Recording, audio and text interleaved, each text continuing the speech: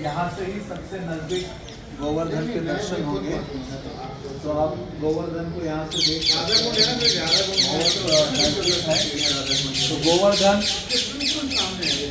उन दिनों पे इतना बड़ा था कि बादलों से ऊपर जाता था, मतलब हिमालय आदि सबसे ज़्यादा ऊंचा गोवर्धन ही था। गोवर्धन का जब प्राकट्य हुआ था तो हिमालय आदि जितने माउंटेन हैं वो सब आकर उनको परिक्रमा किए, पुष्प वर्षा किए, दंडवत किए, सब ऐसा किया था बाकी माउंटेन्स में। तो गोवर्धन को गिरिराज कहा गया है, सारे गिरि में वो राजा है, किंग है। तो ऐसे जो गोवर्धन है यहाँ बहुत इससे ज़्यादा ऊंचा नहीं है अभी जितना दिखते हैं, क्योंकि जो पुलस्त्य मुनि थे उन्होंने शाप दिया था उनको कि प्रतिदिन आप क्या होगे, थोड़ा थोड़ा कम हो जाओगे। क्योंकि शाल्मली द्वीप में जो द्रोणाचल हैं उनके पुत्र के रूप में गोवर्धन प्रकट हुए थे, और ये पुलस्त्य मुनि काशी में निवास करते थे। तो काशी से वो गए वहाँ और देखा कि इतना सुंदर गोवर्धन है। उन्होंने कहा काशी में मैं भजन करता हूँ, उसके लिए मुझे शांत प्लेस नहीं है, कोई माउंटेन नहीं है। तो वो गोवर्धन को ले आने की उनको निवेदन करते हैं। तो ये पुलस्त्य मुनि कहते हैं कि हे द्रोणाचल, आप अपने पुत्र को मुझे दे दो। माउंटेन के फॉर्म में थे गोवर्धन। तो गोवर्धन ने कहा मैं तो इतना विशाल हूँ। तो पुलस्त्य मुनि कहते हैं कि आप थोड़ा हल्का हो जाओ ताकि मैं आपको ले जाऊंगा काशी में और उसको रखूंगा और आपके ऊपर बैठ के भजन आदि करूंगा, सबको लाभ मिलेगा। तो ये तैयार हो गए, लेकिन गोवर्धन ने कहा आप मुझे ले जाओगे, किसी स्थान में रख दोगे तो फिर आप मुझे उठा नहीं पाओगे। तो फिर वो जैसे जाते और आते आते जैसे ब्रज आ गया तो गोवर्धन ने देख लिया कि दान लीला मान लीला आदि कृष्ण यहाँ करते हैं। तो गोवर्धन ब्रज से बाहर नहीं जाना चाहते थे। तो पुलस्त्य मुनि को नेचर कॉल अटेंड करना था, तो गोवर्धन को ऐसे नीचे रखा और उसके बाद फिर से उठाने का प्रयास किया। तो गोवर्धन उठ नहीं रहे थे। पुलस्त्य मुनि कहते अरे दुष्ट, हाँ क्यों नहीं उठ रहे हो? तो उन्होंने कहा पहले मैंने आपको बता दिया था, बल्कि गोवर्धन चाहते थे कि यहाँ ही रहना है ब्रज में।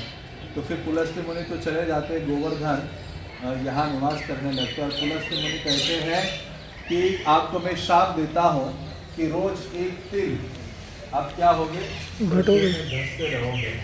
इस कारण से उनकी हाइट, चौड़ाई आदि वो कम हो रही है।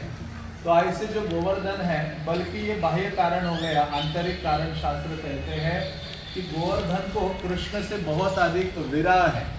उस सेपरेशन के कारण जो गोवर्धन है क्या हो रहे हैं, नीचे नीचे जा रहे हैं। तो ऐसे जो गोवर्धन कृष्ण ने अपने कर कमलों में धारण किया था, बल्कि इंद्र के गर्व का विनाश करने के लिए कृष्ण ने ऐसे किया था। और दूसरा एक ये भी कारण था कि सारे जो ब्रजवासी आदि एक साथ एक समय में कृष्ण के साथ रहना चाहते थे और सारे रसों का आस्वादन करना चाहते थे। इसलिए ब्रह्मा ने जब भगवान के मित्रों का हरण कर लिया था, उसमें कृष्ण ज़्यादा क्रोधित हो गए थे।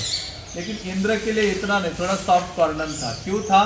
क्योंकि इंद्र ने क्या किया था, सभी को एक जगह ला दिया था और 7 दिन 7 रात्रि कोई डिस्टर्बेंस नहीं, किसी को भूख नहीं लग रही थी, किसी को प्यास नहीं लग रही थी। हर कोई कृष्ण के मुख कमल को देख रहा था और पूर्ण रूप में सेटिस्फाइड, संतुष्ट हो रहा था।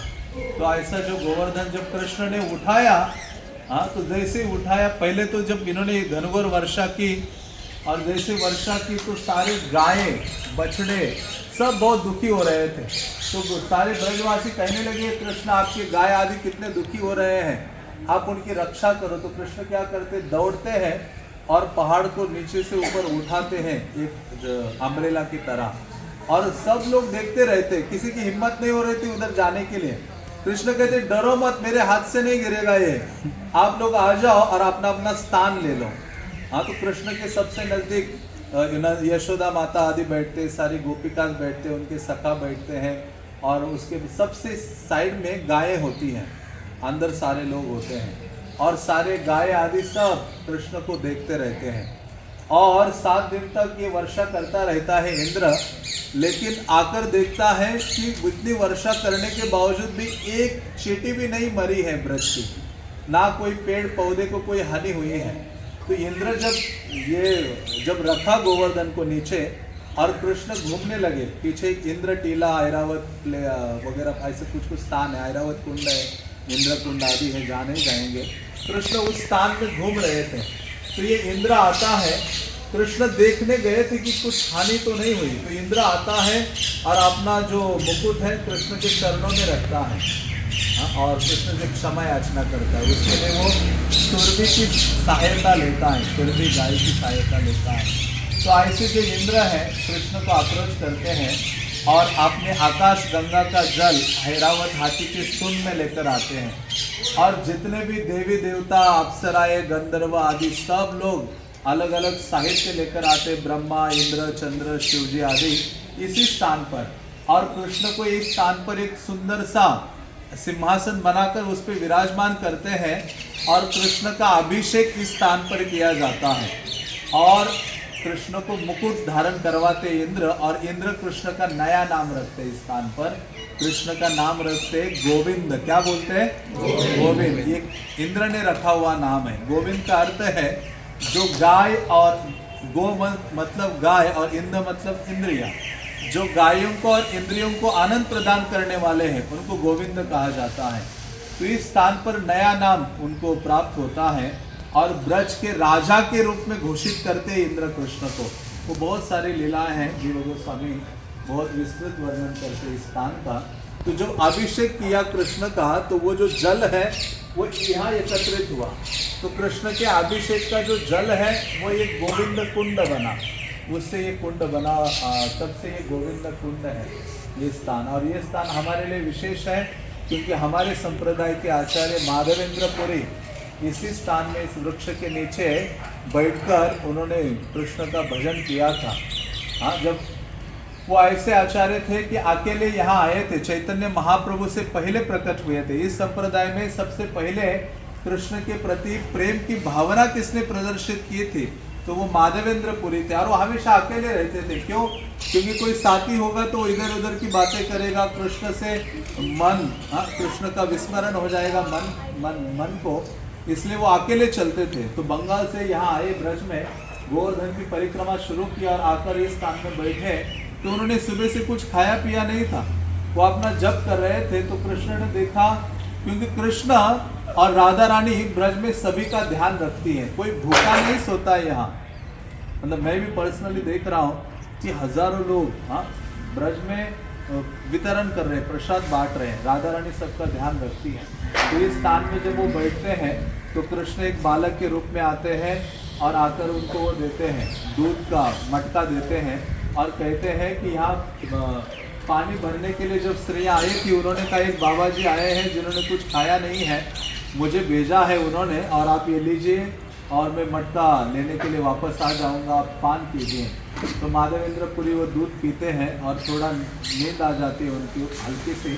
तो भगवान स्वप्न में आते हैं। भगवान कहते हैं कि हे माधवेंद्र पुरी, उठो उठो, यहाँ नज़दीक की झाड़ियों में, ये पेड़ है ना, उसके पीछे झाड़ियों में आज भी वो स्थान है जहाँ, तो भगवान ने कहा मैं जमीन के अंदर हूँ, मुझे बाहर निकालो और गोवर्धन के ऊपर स्थापित करो। तो दूसरे दिन माधवेंद्र पुरी यहाँ लोकल लोगों को लेकर खुदाई करते झाड़ियों में, जहाँ उनको गोपाल के विग्रह प्राप्त होते हैं। हाँ, गोपाल के विग्रह इतने सुंदर से प्राप्त होते हैं, बहुत सारा उत्सव आदि होता है, और फिर उनको ऊपर स्थापित करते हैं। वो सफ़ेद मंदिर दिख रहा है आपको गोवर्धन के ऊपर, बिल्कुल दूर ऊपर। हाँ, ये इधर नहीं, ये आर्च वाला नहीं, पूरा ऊपर। हाँ, पूरा उधर ऊपर पहाड़ के ऊपर है, दूर, जितना दूर आप देखिए ऊपर। तो वो माधवेंद्र, उसके साथ ही पुराना मंदिर है, उसके अवशेष भी दिख रहे, थोड़े खड़े होंगे तो दिखेंगे।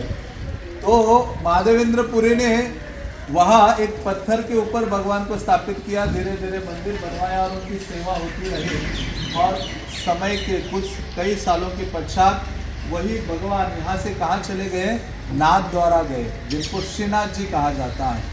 तो ये माधवेंद्र पुरी के द्वारा यहाँ प्राप्त वो विग्रह हैं जिनको गोपाल कहा जाता था, और उनको अभी श्रीनाथ जी कहा जाता है, जो नाथ द्वारा में विराजमान है। तो इसलिए हमारे लिए महत्वपूर्ण स्थली है ये गोविंद कुंड, क्योंकि माधवेंद्र पुरी का ये भजन स्थली है और भगवान गोपाल या श्रीनाथ जी का ये प्राकट्य स्थली है। और अंदर भी कई सारे स्थान हैं, लेकिन अंदर अभी हम जब जाएंगे नेक्स्ट स्टॉप में, वो जो स्थान है वहाँ कथा तो नहीं करेंगे, लेकिन वहाँ का मैं अभी बता देता हूँ आपको संक्षिप्त में। उस स्थान को कहते, बीच में कई सारे स्थान हैं। वो स्थान है पूछरी का लोटा। क्या बोलते हैं उसको? पूछरी का लोटा। पूछरी का मतलब पूछ। हाँ, तो ये जो गोवर्धन है वो एक पिकॉक के फॉर्म में है, मयूर के फॉर्म में है। उसका गला मानसी गंगा है और उसकी आंखें क्या है? श्याम कुंड और राधा कुंड उस मयूर की आंखें हैं। और उसका पिछला भाग है, पूछ है, वो है पूछली का लोटा। जब एंड हो रहा है वहाँ हम पहुँचे तो मतलब हमारी आधी परिक्रमा हो गई है। तो वहाँ जो विग्रह है, मंदिर है छोटा सा, वहाँ अप्सरा कुंड है, नरसिम्हा टेम्पल है, नवल कुंड आदि है, नवल बिहारी का टेम्पल है। वो सब दर्शन नहीं करेंगे, लेकिन पूछरी का लोटा का दर्शन करेंगे। वो कृष्ण का मित्र था जिसका नाम था लोटा नाम था उनका सखा, तो उनको अभी लोटा बाबा कहते हैं। तो भगवान का वो जो फ्रेंड है वो उधर ही बैठा है द्वापर युग से, अभी भी बैठा है। और वो कब बैठा था? जब ये आक्रूर आए थे कृष्ण को ले जाने के लिए और जा रहे थे, उस समय इन्होंने कहा कि हे कृष्ण आप चलो चलो मेरे घर, मैंने बहुत सारे व्यंजन बना के रखे, हम दोनों एक साथ भोजन करेंगे। कृष्ण ने कहा अब भी जाके आता हूँ, तुम इधर ही बैठ के इंतजार करना, मैं अभी जाके आ रहा हूँ मथुरा से।